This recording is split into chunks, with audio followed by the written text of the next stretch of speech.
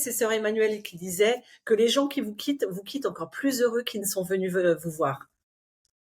La boîte à groin. Bienvenue dans la boîte à groin, le rendez-vous des entrepreneurs qui ont du caractère. La boîte à groin, c'est l'interview qui décomplexe, qui nous enlève de la pression et qui nous rend plus humains. On parle business épaté, on est cash, on répond du tac au tac. Tu veux découvrir mes invités autrement ? Abonne-toi.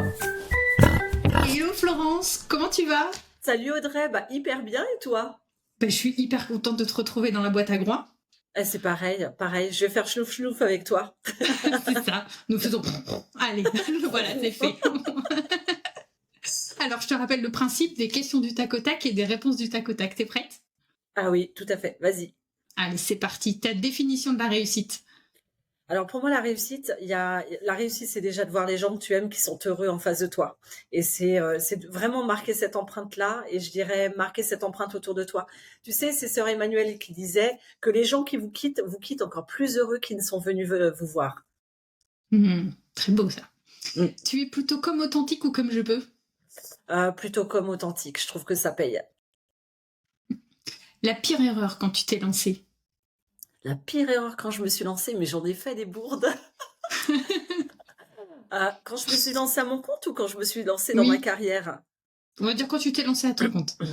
Alors, quand je me suis lancée à mon compte, moi, je pense que c'était de retarder le passage à l'action et de vouloir trop me parfaire en me formant. Est-ce que tu as une astuce pro à nous partager ? Oui, moi j'ai une astuce pro à vous partager, c'est 1, de connaître effectivement sa vision, et de 2, de ne pas hésiter à aller à la rencontre des autres, parce qu'en se super connectant avec d'autres, on a toujours de belles surprises, et c'est là que les opportunités surviennent.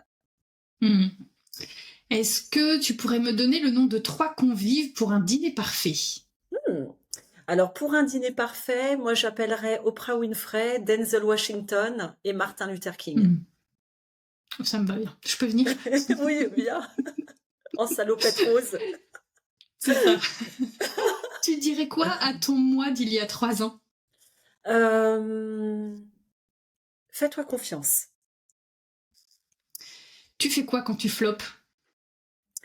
Quand je floppe, écoute, je regarde flopper et je me dis, allez, j'envoie la bouée sur le poste et je me dis, vas-y, essaye de raccrocher les wagons. Est-ce que tu dirais que tu as un caractère de cochon ? J'avais un caractère de cochon ultime, mais j'ai appris à me corriger. Je te promets que j'ai appris à me corriger. Je suis beaucoup plus cool aujourd'hui. Un cochon ultime, alors là. Mais fut un temps, c'était il y a très longtemps. Entre-temps, j'ai travaillé sur moi, c'était nécessaire. Tu ferais quoi si tu étais un homme le temps d'une journée ? Si j'étais un homme le temps d'une journée ? Grosse question. Je revoyagerais dans le temps. Et tu sais, ça me fait penser à Out of Africa. Et justement, tu sais, toutes ces congrégations d'hommes qui discutaient. Je pense que je reviendrais dans le temps. Et j'irai leur dire, mais attendez, comptez sur les femmes parce que vous allez voir qu'elles vont aussi diriger le monde. Trop bien. La question que tu aurais aimé que je te pose ? La question que j'aurais aimé que tu me poses, est-ce que ça va, tout simplement ? Et ça, tu me l'as posé au début du call. Avant qu'on entame. Exactement. J'ai pour toi la question de Mélissa Osmani, mon invitée précédente. Est-ce que tu préfères la fame sur les réseaux et un business qui tourne moyen, ou est-ce que tu préfères être invisible mais riche ? Je pense que en fait, tu peux avoir un minimum de fame et l'utiliser pour créer de l'impact. Et moi, je vois la fame plus sous l'angle de tu vas contribuer au monde et t'apportes en fait une nouvelle façon de penser.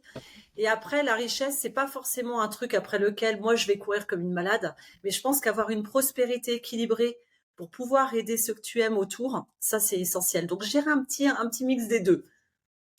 Un petit mix des deux. Quelle est la question que tu voudrais que je pose à mon prochain invité ? Alors, je voudrais que tu poses à Delphine Auger. Tu l'as invité ou pas ? Je vais l'inviter, c'est dans ma liste. D'accord. Est-ce que tu pourrais poser la question suivante à Delphine Auger ? C'est qu'est-ce qui l'a amené vraiment à s'engager dans le monopole personnel ? Très bien, je note la question.